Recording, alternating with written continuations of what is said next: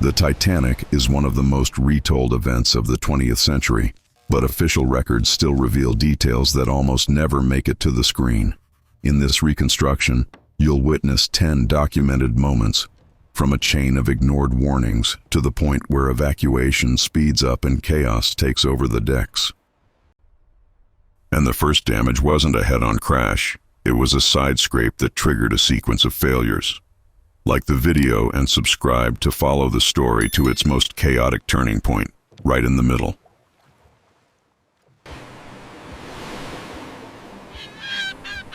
The voyage begins like a massive, well-oiled machine. Space is divided by class, rigid schedules, and a large crew keeping the ship running non-stop. On the upper decks, life looks calm. Walks, meals, quiet movement through warm halls. Below, it's industrial. Heat, coal, steam, and constant maintenance that never really stops. That distance between comfort and infrastructure creates two realities in the same space.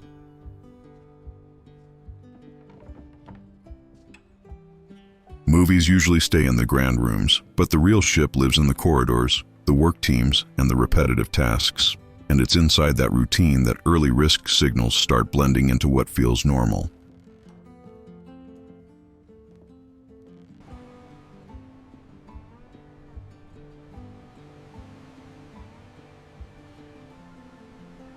Safety on board depends on compartments, watertight doors, and pumps, but it was designed to buy time, not to make the ship untouchable. Everything is mechanical. Levers, chains, valves, analog indicators, and human inspection.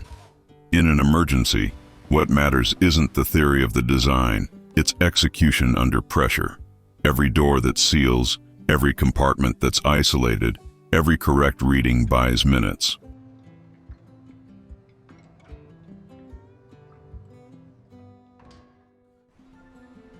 The problem is, minutes can't be created.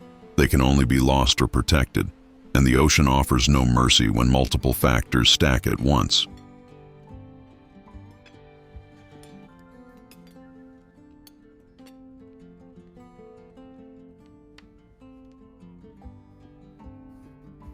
Throughout the day, ice warnings arrive by wireless and slide into the normal flow of messages.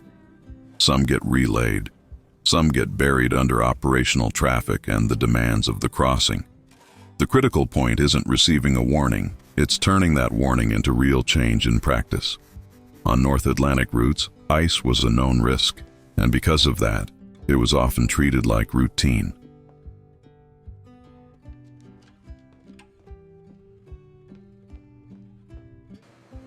When a risk becomes a habit, it loses urgency. That normalization rarely gets real space in film, but it shows up clearly in accounts and reconstructions.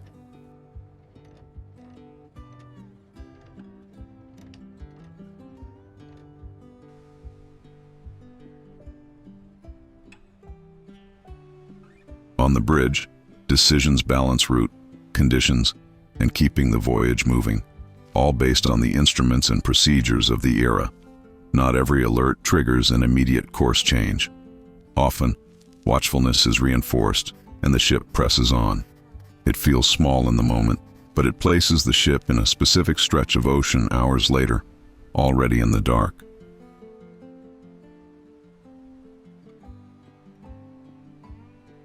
That's how the chain begins. Information circulates, but interpretation decides action. And at sea, interpretation can weigh as much as the warning itself.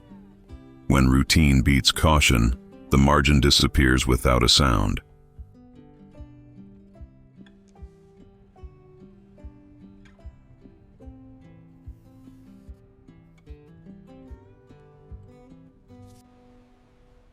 As night falls, visual navigation gets harder. The horizon loses definition, light fades, and a glassy sea erases contrast. Without whitecaps, it's harder to catch dark shapes at a distance. Watch depends on trained eyes and non-stop focus, minute by minute. In these conditions, the difference between seeing early and seeing late can be just a few seconds.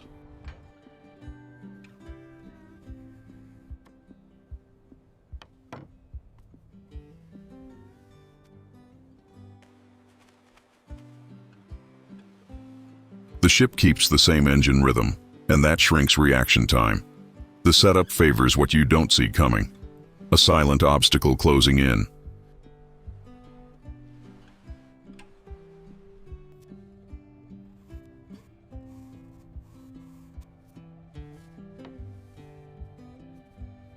Beyond the darkness, there's a practical limitation. That night, the lookouts didn't have binoculars available.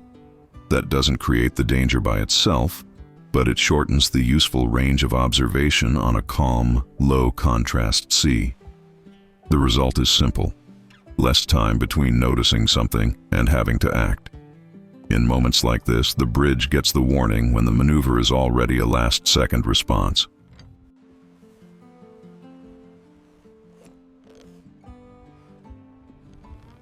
What could have been anticipation becomes instant correction, and instant corrections on a giant ship have hard physical limits.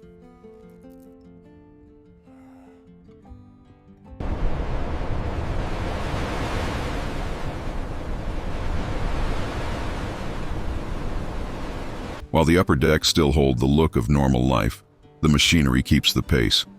Boilers fed, orders passed down, constant vibration through steel. High speed reduces your margin when something unexpected appears, because your response distance collapses. Big systems resist sudden change through operational inertia. Keeping everything steady can feel safer than breaking the pattern. On crossings, that's common, which is why it doesn't always raise alarms.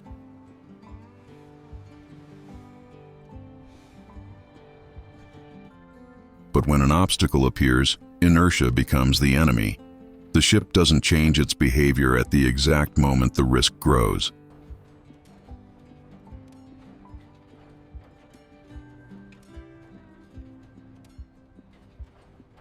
Confidence in the design shapes decisions too. Compartments and watertight doors create a sense of huge damage tolerance, especially on a brand new ship. That impression can delay recognition of the real limit when the situation goes beyond what's expected. The ocean rarely delivers simple, clean damage, and that detail matters for everything that follows.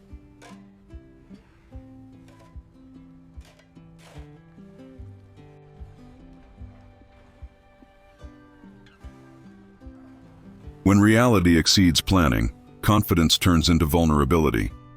And on a ship this large, vulnerability shows up first as small technical signals.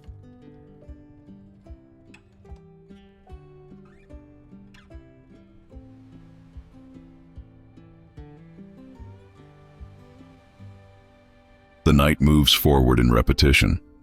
Watch, instruments, checks, then watch again, like it's just another ordinary crossing. The cold deepens, the sea stays smooth, and the lack of whitecaps removes visual cues that could reveal shapes ahead. To the eye, the darkness looks uniform. To the people on duty, routine becomes a loop of constant attention, with no obvious sign confirming that everything is safe.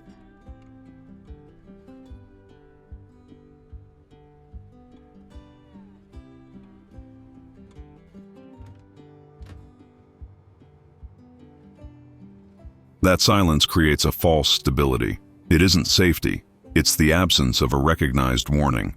Inside, the engines keep the same steady rhythm, reinforcing normalcy on the decks above. In complex systems, risk can grow quietly, right up to the moment it arrives with no room to respond. What forms is a chain.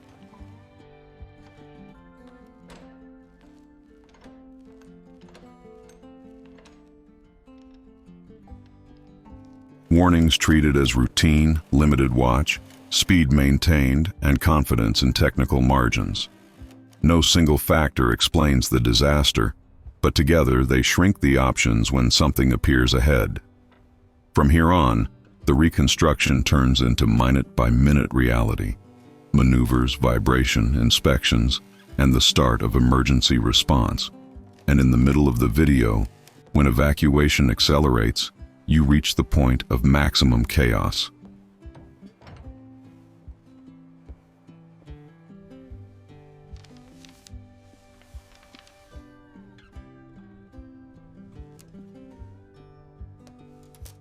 If you want to understand why some boats left with empty space, and how that changed the outcome, stay with it until that section.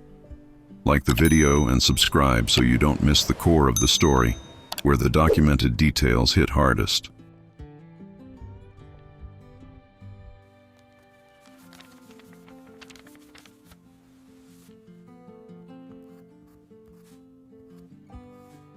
The night advances with an unusually smooth sea and almost no visual reference on the horizon. In conditions like this, watch depends on the faintest contrast and naked eye perception because the water doesn't outline objects with foam. Up high, the job is scanning the darkness again and again, trying to catch any change in the horizon line. On the bridge, the routine is holding course and speed with mechanical instruments and shift procedures.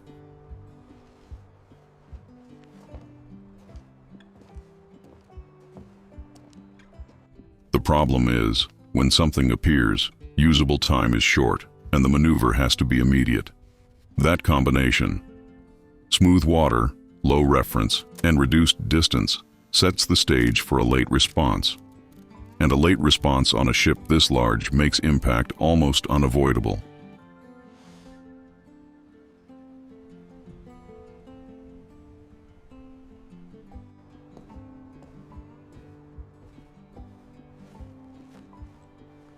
When the obstacle is finally spotted, the reaction is fast, but the space to maneuver is already limited. The contact isn't head-on. It happens as a scraping strike along the hull, near the waterline, hitting multiple points in sequence. For people inside, the first warning is a deep, grinding drag, vibration, and shaking objects, not the big cinematic explosion. This kind of damage can look minor at first, but it spreads consequences across different compartments.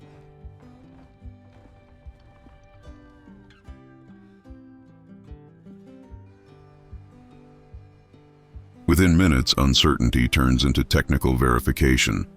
Measure, confirm, isolate. What matters now is how many areas were compromised, not just whether damage happened, and that count defines how much time is left.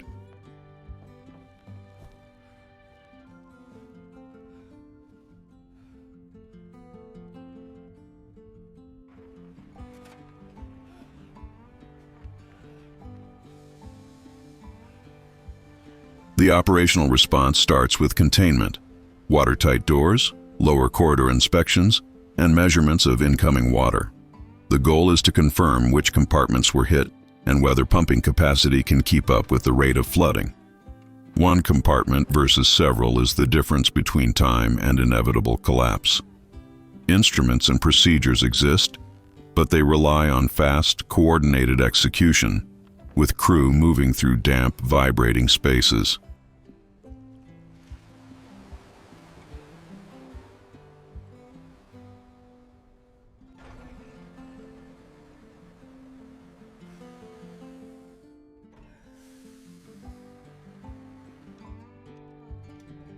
Every confirmation removes an option. If water passes certain points, the margin drops sharply.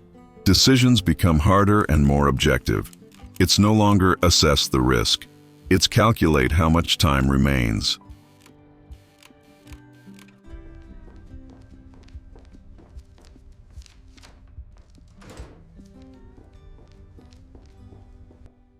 With the seriousness confirmed, communication shifts into emergency mode.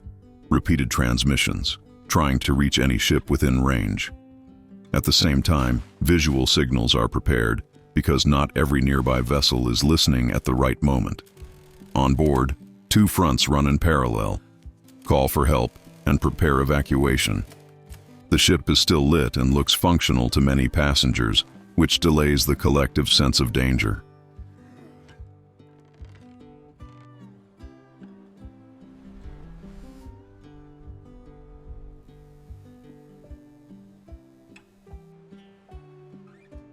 But technically, the clock has already started. Logistics now happen in cold darkness and growing movement on deck.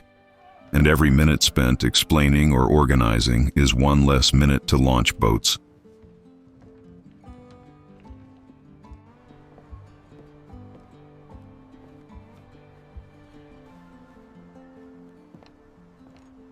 On the boat deck, procedure turns into physical work. Covers removed, lines tightened, davits straining under load. Organization runs into a simple, brutal problem. Not everyone understands the danger at the same time, and hesitation blocks the flow. The growing forward tilt starts to interfere with walking, lining up boats, and boarding with stability. Even with orders and guidance, it isn't a perfect line. It's people trying to keep balance, find family, and decide in seconds.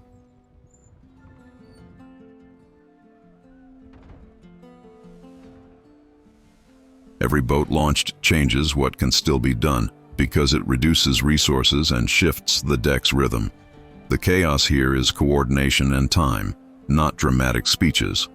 And that's exactly what the records make painfully clear.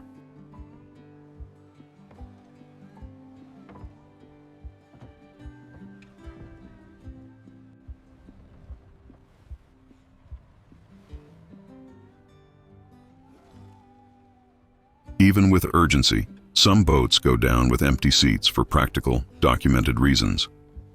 Fear of overloading, lack of effective training, and hesitation during boarding. On an icy, slanted deck, decisions are made with incomplete information and heavy pressure, and that produces conservative choices.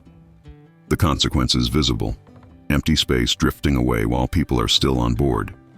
This is the peak of operational chaos, when speed and organization collide head-on.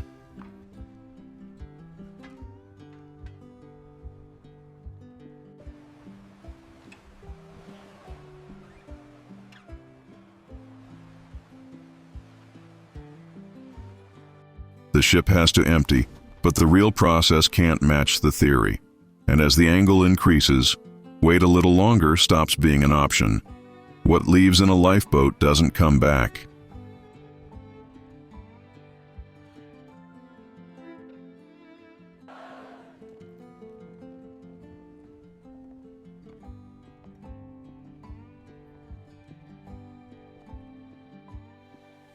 Out in the dark, rockets are seen by a relatively nearby ship, but that doesn't trigger an immediate response.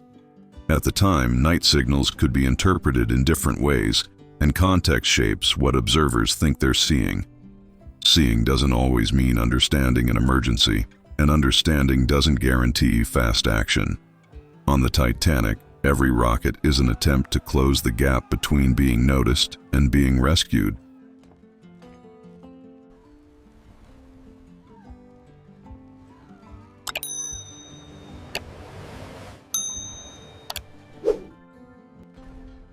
The result of delay is simple. The longer it takes, the fewer can be taken before the final collapse. This is rarely shown with real complexity, but it sits at the center of the timeline. The night fails not only from within, but also in the response around it.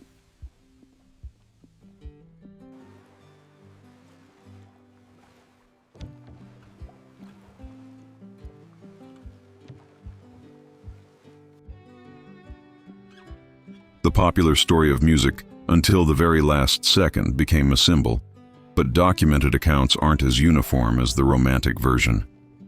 There are disagreements about timing, location, and even who truly noticed it amid wind, metal, and the movement of evacuation. What holds up is that music happened at some point as part of the atmosphere on board, without the absolute certainty films often present. In chaotic events, memory reshapes over time and through public repetition.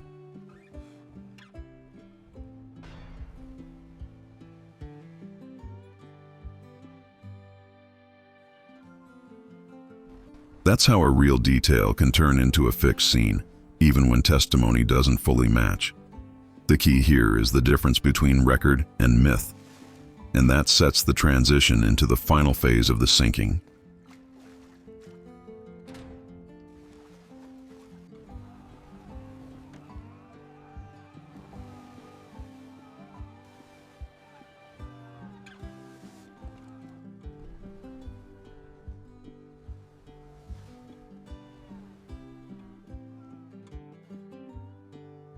Evacuation enters its hardest phase. The deck tilts, the wind cuts, and every launch demands strength, coordination, and time.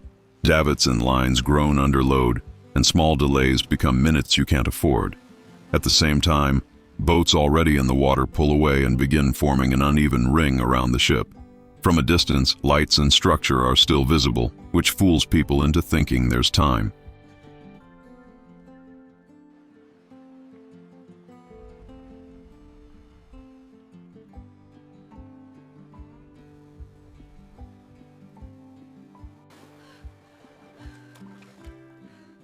But the hull's angle says otherwise. The bow sinks lower and lower. Here, each decision determines who leaves and who waits for the next cycle, and each cycle gets shorter.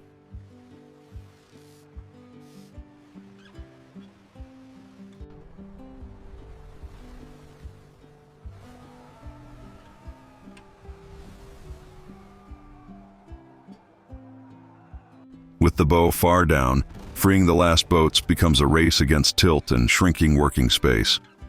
Part of the effort turns into raw improvisation, dragging, prying loose, cutting what holds, and pushing toward the edge. Inside, water advances through corridors and stairwells, changing routes and sealing off passageways. What was once an intact ship becomes isolated zones, and that changes how people can reach the deck.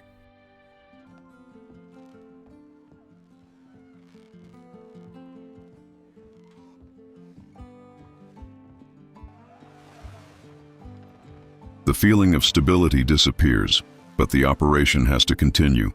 Minute by minute, evacuation stops being a plan and becomes immediate survival, and time is already at the edge.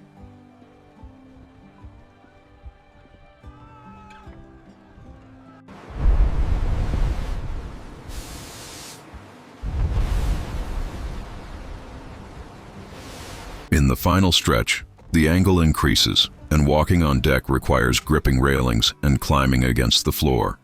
Loose items begin sliding, and structural sounds turn into a steady signal of strain. Even so, crews try to keep basic functions running as long as possible to buy time and light. The contrast is striking, lamps still glowing while water dominates the levels below.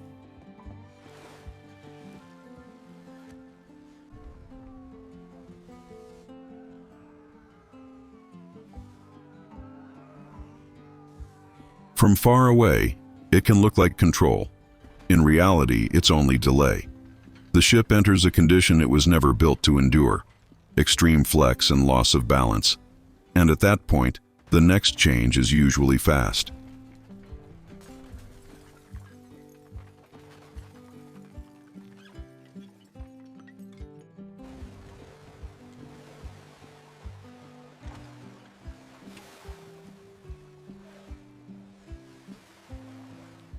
With the bow fully submerged, the stern rises and the structure enters extreme stress. The hull was not built to withstand that prolonged bend, and separation happens when tension exceeds the limit. For decades that was disputed, but today it's understood as part of the real sinking process, supported by later evidence. The break creates two clear phases. The forward section disappears first, and the aft remains for a short interval.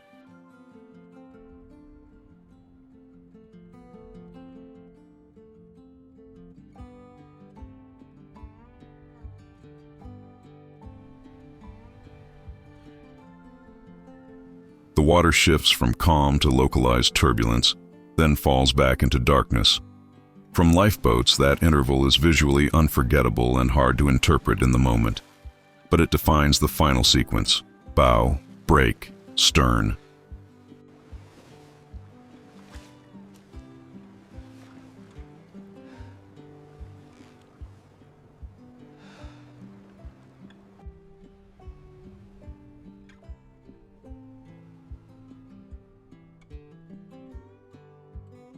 The aft section sinks last, moving again and descending until it vanishes. When the lights go out, the sea becomes almost nothing but wind, water, and darkness, with suction sounds and debris drifting. In the boats, distance grows and scale changes. The lit giant becomes a dark shape, then nothing. In freezing water, most deaths happen from hypothermia within minutes. not from being pulled under.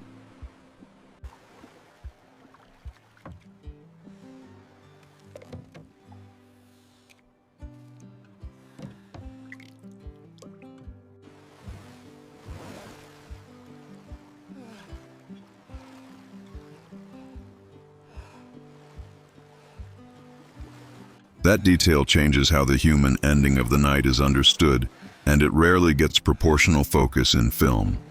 The cold isn't atmosphere, it's the direct cause. And at this stage, time is measured in minutes.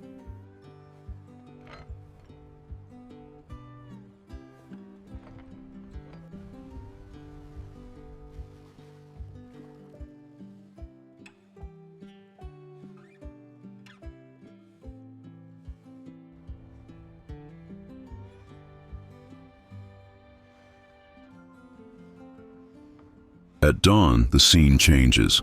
Calm water, scattered boats, and rescue signals drawing closer. The priority becomes pulling survivors out of exposure to cold and organizing boarding with ropes, lines, and ladders.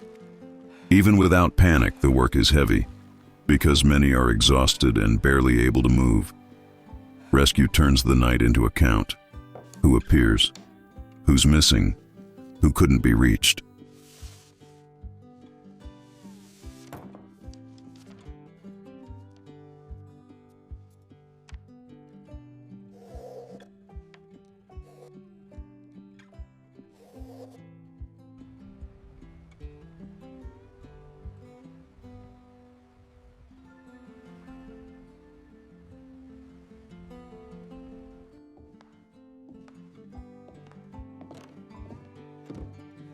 Daylight makes the emptiness unmistakable where the ship had been and reveals the scale of the debris field.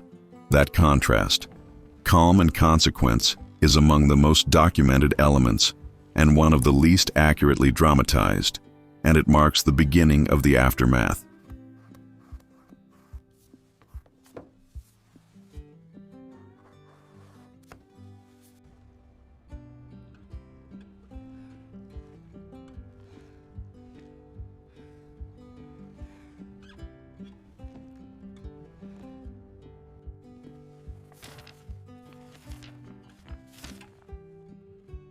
After rescue comes another phase: record, reconstruct, and assign responsibility.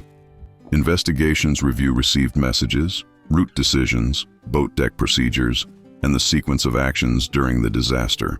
Wireless communication becomes central. What was sent, what was heard, what was relayed, and what was not treated as urgent. Preparedness for lifeboats is examined, along with drill discipline and how night signals were interpreted at sea.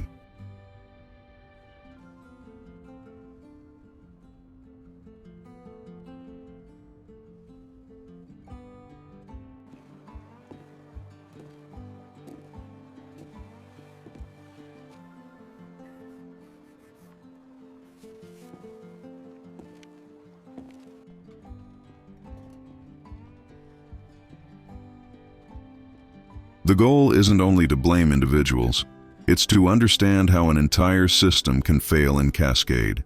The Titanic becomes a technical and operational study, not just a tragedy, and that drives permanent change.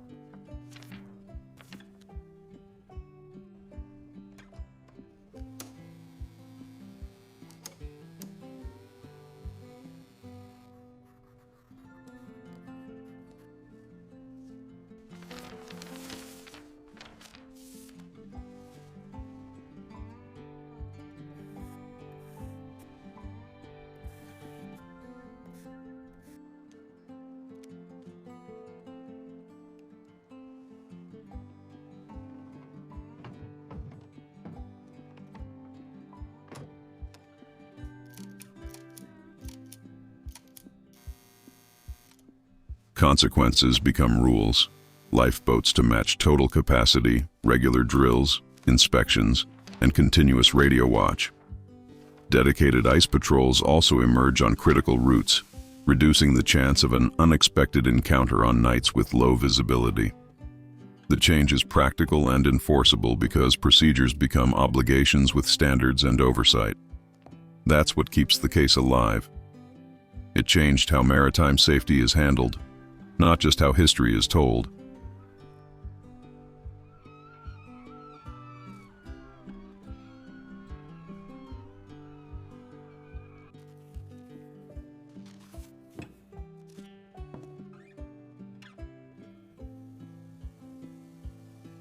The Titanic endures as a reference because it exposed the limit between confidence and operational reality. And the final legacy is simple. At sea, safety is systems, training, and redundancy, not assumption. This video was an AI-assisted historical reconstruction based on records from the time, created for artistic and narrative purposes.